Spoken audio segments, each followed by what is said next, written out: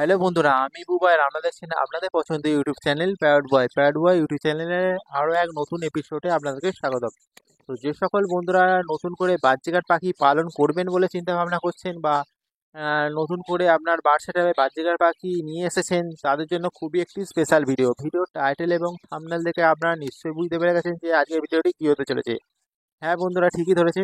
আজকের বিষয়টি হচ্ছে বাচ্চাকার পাখিকে কোন কোন শাক খাওয়ালে এরা তাড়াতাড়ি ডিম বাচ্চা করবে এবং এদের শরীর স্বাস্থ্য ঠিক থাকবে। তো সেই নিয়েই আজকের ভিডিও।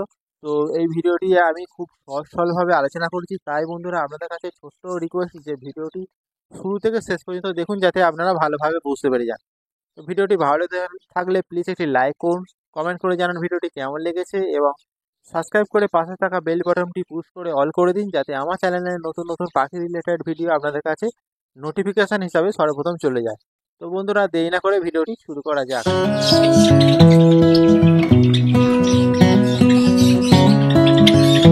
বন্ধুরা, আজকে আমি আপনাদের কাছে আলোচনা করব যে বাচ্চাকার পাখিকে কি কি শাক খাওয়ালে আপনাদের প্রিয় পাখি তাড়াতাড়ি ডিম দেবে এবং পাখির শরীর সুস্থ থাকতে সাহায্য করবে। তো কিছু কিছু শাক আছে যাদের মধ্যে বিভিন্ন ধরনের গুণজাত ভেষজ গুণে ভরা উপাদান আছে, যা পাখিকে সক্রিয় রাখতে, পাখির স্বাস্থ্য ঠিক রাখতে এবং পাখির পালকের রং আরও উজ্জ্বলতা বৃদ্ধি করতে সাহায্য করে। তো তেমন শাকের মধ্যে প্রথম যে শাকটির কথা বলবো তা হলো কলমি শাক। এই শাকটি সব জায়গায় পাওয়া যায়, যেমন চাষের জমিতে, পুকুর পাড়ে বা কোনো ডোবায়। এছাড়া বাজারেতেও কিনতে পাওয়া যায়। এই শাকে ক্যালসিয়াম, পটাশিয়াম এবং বিভিন্ন ধরনের খনিজ উপাদান রয়েছে, যা আমাদের প্রিয় পাখিকে ডিম পাড়তে সাহায্য করবে। এর জন্য কলমি শাক মাঝে মাঝে আপনারা প্রিয় পাখিদের খেতে দেবেন। কলমি শাক পাখিকে প্রোভাইড করার আগে ভালো করে ধুয়ে জল ঝেড়ে তারপর পাখিকে দেবেন, কারণ শাকে জল থাকলে পাখি ডায়রিয়া হয়ে যেতে পারে। যে কোনো শাক পাখিকে দেওয়ার আগে ভালো করে জলে ধুয়ে নিয়ে জল ঝেড়ে তারপরে পাখিকে দিতে হবে।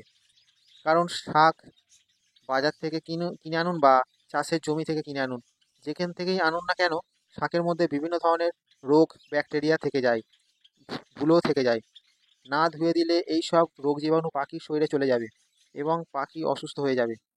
তাই পাখিকে যে কোনো শাক দেওয়ার আগে ভালো করে ধুয়ে জল ঝেড়ে দিতে হবে। এবার দ্বিতীয় যে শাকটির কথা বলবো তা হলো সজনে পাতা। সজনে পাতাকে প্রাকৃতিক মাল্টিভিটামিন বলা হয়ে থাকে। পুষ্টিগুণ সম্পন্ন যত শাক রয়েছে তাদের মধ্যে সবচেয়ে বেশি পুষ্টি গুণাগুণ উপাদান রয়েছে এই সজনে পাতায়। আপনি যদি আপনার প্রিয় পাখিকে সজনে পাতা খাওয়াতে পারেন, তাহলে আলাদা করে আর কোনো ধরনের ভিটামিন খাওয়াতে লাগবে না, বাজার থেকে কোনো ভিটামিন লিকুইড কিনে খাওয়াতে লাগবে না। তো বন্ধুরা, তারপর যে তৃতীয় পাতার কথা বলবো তা হচ্ছে পুদিনা পাতা। এই পাতাটি পাখির জন্য খুবই গুরুত্বপূর্ণ একটি উপাদান।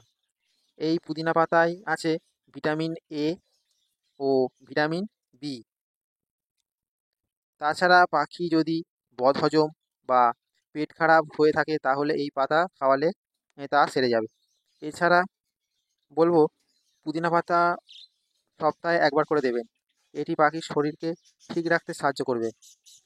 এরপর যে পাতার কথা বলবো তা হলো তুলসী পাতা। তুলসী পাতা পাখির জন্য একটি উপকারী পাতা। তুলসী পাতা খাওয়ালে পাখির শরীরে রক্ত পরিষ্কার করতে সাহায্য করবে। এছাড়া পাখি যদি ঠান্ডা লেগে থাকে, তাহলে এই পাতা খাওয়ালে ঠান্ডা দূর করে দেবে। এবার যে পাতার কথা বলবো তা হলো নিম পাতা। নিম পাতা যে কোনো পাখির জন্য খুবই একটি গুরুত্বপূর্ণ উপাদান। আপনি যদি সপ্তাহে একদিন করে নিম পাতা দেন পাখিদের, তাহলে আর পাখিদের কৃমির কোর্স করাতে লাগবে না, অর্থাৎ ডিওয়ার্মিং কোর্স করাতে লাগবে না। অধিকাংশ বন্ধুরা বাজার থেকে বিভিন্ন রকম কৃমি ওষুধ কিনে ঠান্ডা আবহাওয়া থেকে পাখিকে বছরে একবার কি দুবার কৃমির কোর্স করিয়ে থাকেন। তো আপনারা যদি সপ্তাহে একবার করে নিম পাতা পাখিদের দেন আর পাখি যদি খায়, তাহলে আর আপনাদের আলাদা করে কোনো রকম কৃমির ওষুধ কিনতে লাগবে না। কৃমির ওষুধ আলাদা করে কিনে পাখিদের খাওয়াতে লাগবে না, প্রাকৃতিক উপায়ে কৃমির কোর্স হয়ে যাবে। এতে পাখির কোনো ক্ষতি হওয়ার সম্ভাবনা থাকবে না। কারণ হচ্ছে আপনারা যদি বাইরে থেকে যদি কৃমি ওষুধ যদি লিকুইড যদি আপনারা জলের সঙ্গে মিশিয়ে পাখিকে দেন, তো পাখি যদি অধিক মাত্রায় যদি ওই জল খেয়ে ফেলে, তাহলে পাখির শরীরে উপকারের থেকে অপকার হবে বেশি, পাখি ক্ষতি হয়ে যেতে পারে বড়। তাই আমি যেটা বলবো যে আপনারা কৃত্রিম উপায়ে যদি না করে আপনারা যদি প্রাকৃতিক উপায়ে যদি কৃমির কোর্স করে থাকেন, অর্থাৎ নিম পাতা যদি সপ্তাহে একটা করে পাখিদের দেন, তাহলে পাখিরা খেলে এর কোনো সাইড এফেক্ট হবে না, কোনো ক্ষতি হওয়ার চান্স থাকবে না। আপনারা নির্ভয়ে এটি ব্যবহার করতে পারেন।